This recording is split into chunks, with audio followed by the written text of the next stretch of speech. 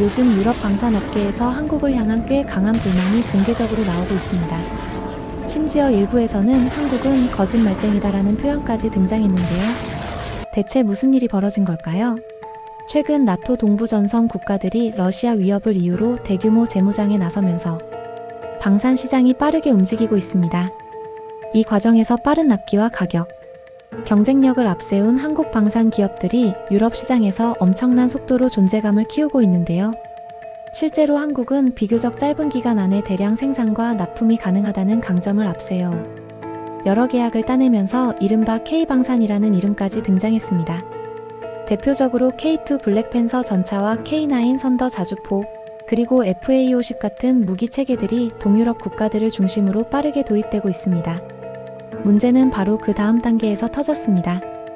유럽 일부 방산 관계자들이 공개적으로 불만을 제기하기 시작한 건데요. 그들의 주장에 따르면 한국이 계약을 체결할 때는 상당한 수준의 기술 협력을 약속하는 것처럼 보였지만 실제로는 핵심 기술 이전이 제한적이라는 겁니다. 특히 가장 민감한 영역으로 꼽히는 사격 통제, 소프트웨어나 무기체계 통합 프로그램 같은 핵심 기술은 여전히 한국 본사의 통제 아래 있다는 주장입니다. 여기서 중요한 포인트가 하나 있습니다. 단순히 무기를 구매하는 것과 기술을 이전받는 것은 완전히 다른 문제라는 겁니다. 유럽 국가들, 특히 동유럽 국가들은 단순히 장비를 사는 것에서 끝나지 않고 장기적으로는 자국 방산 산업을 키우는 것을 목표로 하고 있습니다. 즉 무기를 도입하면서 동시에 기술을 배우고 결국에는 자국에서 생산하고 개량할 수 있는 능력을 확보하려는 전략입니다. 그런데 한국이 제공하는 기술 이전 범위가 기대보다 제한적이라는 이야기가 나오면서 불만이 커지고 있다는 겁니다. 특히 논란이 되는 부분은 바로 소프트웨어 영역입니다. 현대 무기 체계에서 소프트웨어는 단순한 부품이 아니라 사실상 핵심 두뇌 역할을 합니다. 예를 들어 사격 통제 시스템이나 전력 관리 시스템, 그리고 센서 데이터를 통합하는 알고리즘 같은 것들은 무기의 성능을 좌우하는 핵심 요소입니다. 만약 이런 소프트웨어에 대한 접근 권한이 없다면 해당 국가들은 장비를 자체적으로 개량하거나 업그레이드하는 데 큰 제약을 받게 됩니다. 유럽 일부에서는 바로 이 지점을 문제로 보고 있습니다. 그들의 시각에서는 한국이 생산과 조립은 허용하지만 가장 중요한 핵심 기술은 여전히 통제하고 있다는 겁니다. 쉽게 말해 껍데기는 넘기지만 두뇌는 넘기지 않는다는 불만이죠. 하지만 이 문제를 단순히 한국의 기술 숨기기로만 볼 수는 없습니다. 한국 입장에서도 나름의 논리가 있기 때문입니다. 방산 기술은 단순한 상업 기술이 아니라 국가 안보와 직결되는 전략 자산입니다. 특히 무기 체계의 핵심 알고리즘이나 통합, 소프트웨어 같은 경우는 국제적으로도 매우 엄격하게 통제되는 분야입니다. 실제로 많은 국가들이 방산 수출을 할 때 핵심 기술 이전에는 상당히 신중한 태도를 보입니다. 한국 역시 국제 수출 통제 규정과 기술 보호 기준을 이유로 핵심 영역 이전에는 제한을 둘 수밖에 없다는 입장입니다. 다시 말해 한국이 특별히 더 숨기는 것이 아니라 방산 산업에서는 비교적 일반적인 관행이라는 설명입니다. 그런데 여기서 또 하나 흥미로운 부분이 있습니다. 바로 한국식 공급 전략입니다. 한국 방산이 유럽에서 빠르게 성장할 수 있었던 가장 큰 이유 중 하나는 바로 속도였습니다. 서방 전통 방산 기업들은 개발과 생산에 상당한 시간이 걸리는 경우가 많지만 한국은 비교적 짧은 시간 안에 대량 생산과 납품이 가능했습니다.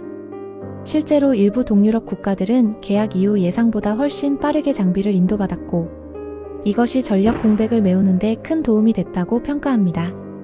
여기에 현지 생산 라인을 구축하거나 일부 부품을 현지화하는 방식도 함께 진행됐습니다. 이 덕분에 단순 구매가 아니라 일정 수준의 산업 협력 효과도 만들어졌습니다. 그러나 문제는 바로 여기서 발생합니다. 한국의 전략은 빠른 공급에 초점이 맞춰져 있지만 유럽 일부 국가들은 장기적인 산업 자립을 더 중요하게 생각하고 있기 때문입니다. 즉 지금 당장 무기가 필요한 상황에서는 한국의 방식이 매우 매력적이지만 시간이 지나면 기술 이전 범위가 다시 논쟁거리가 될 수 있다는 겁니다. 결국 이번 논란의 핵심은 속도와 기술 주권 사이의 균형 문제라고 볼 수 있습니다.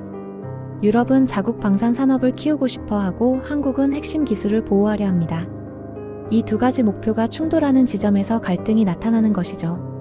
물론 이런 갈등이 방산 계약에서 완전히 새로운 일은 아닙니다.